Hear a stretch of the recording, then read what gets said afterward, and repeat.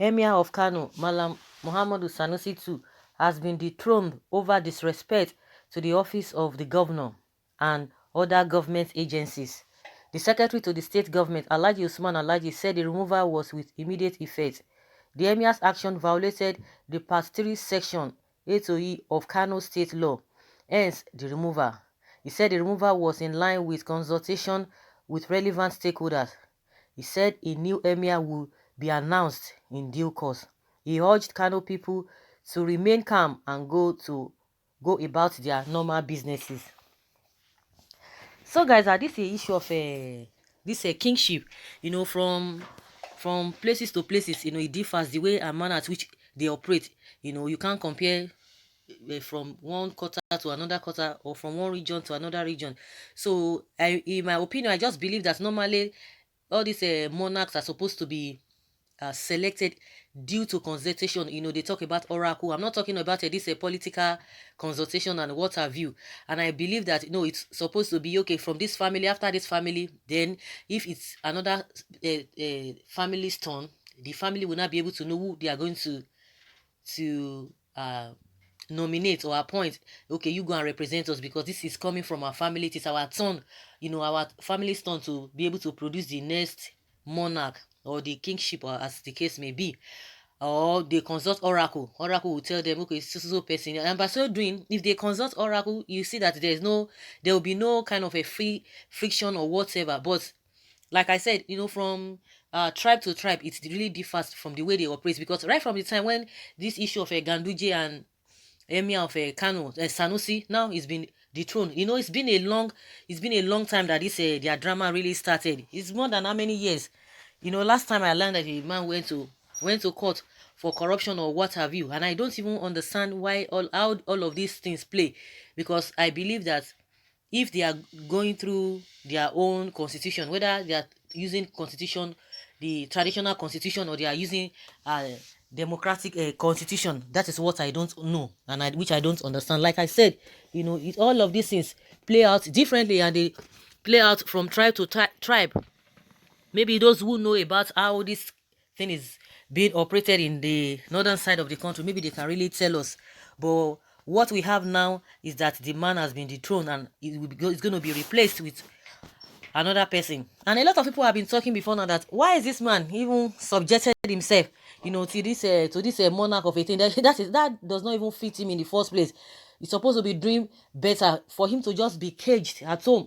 But the reason why all these things are happening now is really neither here nor there. It's been removed or it's not been removed. Of course, for him to have accepted that, he must have done his own consultation and what have you.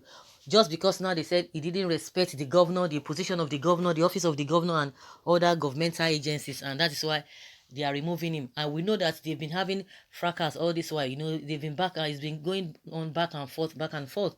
So at the end of the day, the deed has been done. It's been removed, and I think this period is give him an opportunity to be able to look elsewhere, to do something more meaningful. I'm not saying that maybe that kingship, is not really meaningful, but at least it will give him edge to be able to move around. I think a lot of people prefer him in that line. They prefer him to to be the when he was a CBN governor, he had that leverages to move around, to go to all those places. But when you talk about kingship and what have you, or being a monarch, your movement will be restricted.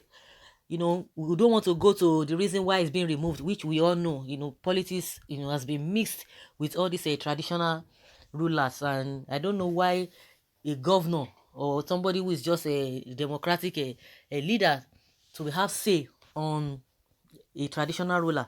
Like I said, it differs from places to places, but generally, if you look at the whole majority of these monarchs in the first place, they are always mingling with all these politicians, and most of the time they really mess them up, and this is the kind of thing they get.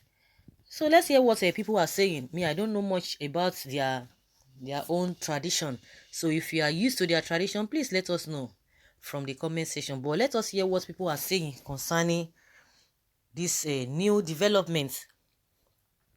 Someone say, it is true, this man wrote and said all sorts of rubbish against Jonathan's government, and some people believed him. Today, he is paying the price. All of them that played a role in driving us into this suffering will benefit from it.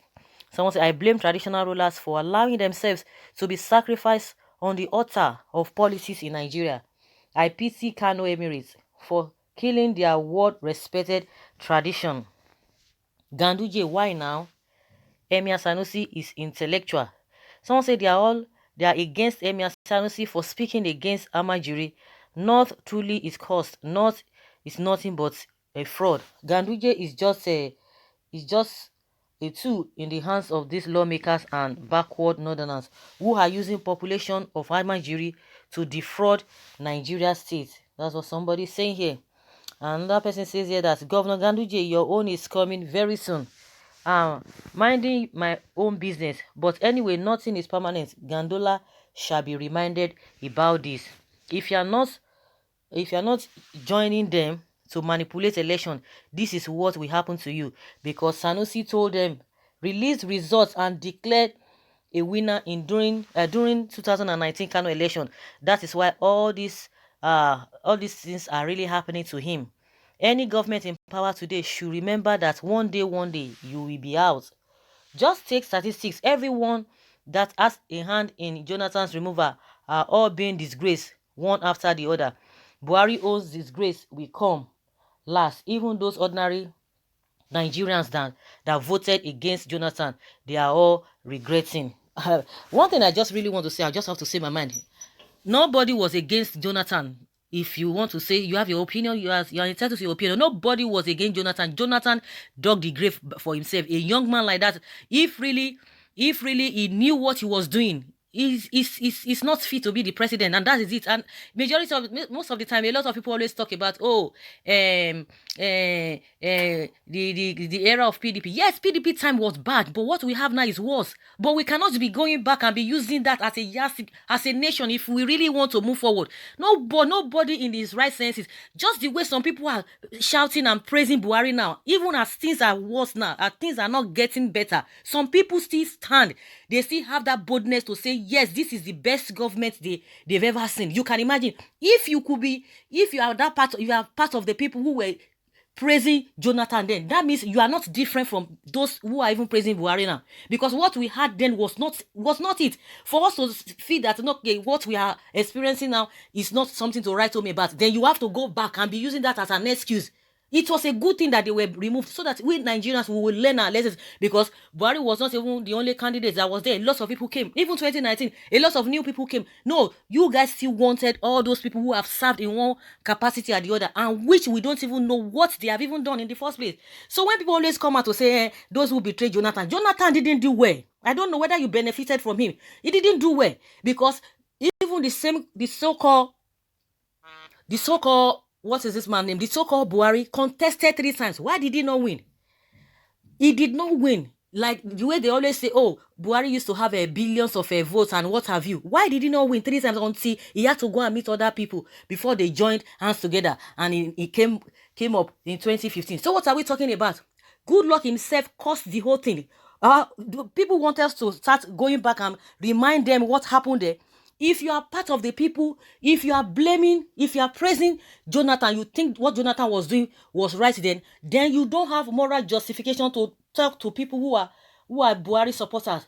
Even in the midst of things that are going wrong, people are still saying, so those who are supporting him are still saying, yes, Buhari is doing well. So we should not, if we really want to move on or to move forward as a country, we should not even be thinking of good luck Jonathan, because it was bad. If you want to go back to that era and be using it as a yardstick, that means you are not ready to move forward. We are not ready to move forward. We are supposed to be looking ahead. But the problem is now is that if the same situation if it presents itself to us in 2023, you will see that a lot of people will still fall for this kind of a mess. Now look elsewhere. Let us look elsewhere. The same people will tell you they don't have structure. Let new people come. They will tell you they don't have experience. And meanwhile, those who have experience, uncountable experiences, yet we can't see what they have done. So this idea of people conspire with Jonathan and this and that, what are we talking about? A lot of corruption. It was just a free fall. It was just a free fall. Even if this present administration is even doing worse things, but that doesn't mean that we should now start celebrating what is not. No, I don't know why people are like that. If you are supporting Jonathan, if you supported Jonathan, even the way everything was going on, and you supported him now, and you didn't see anything wrong in his regime, and you have no moral justification to blame those who are supporting Buhari now, because that means all of you are the same. If the person is not your person, you start to criticize. But if the person is your person, you keep quiet. What kind of a people are we? If we continue to say because of this, because of that, what are we talking about? We need to be open-minded and be objective and leave all this this kind of sentiment that is not going to take us anywhere. If somebody is doing wrong thing, you will not be able to say anything because the person is from your side. What are we talking about? If you continue to support politician based on maybe because the person is in the same faith with you, or the person is from your tribe, or because you are in the same political party, that means you have not started. You have not started. It's very, very unfortunate that people will just be making this kind of statement. Good luck. What did good luck Jonathan did special? He didn't do anything special. We should forget about those things. If he had done well, Buhari wouldn't have smeared that place. I tell you, if Jonathan had done well, Buhari for no feel reach that place at all. What are we talking about? They will just be coming and be saying, hey, good luck, good luck. What did he do? What did he do? A young man like that, yet to see what we experience. I bet let us go to second base, Jare. Someone says, so Baba Dollars can approve this. Where is our dollars? Someone says it's a good one. This is just the beginning. He must surely go to jail. My people in the north should allow peace to reign. Nearly all the northern parts are having one problem or the other.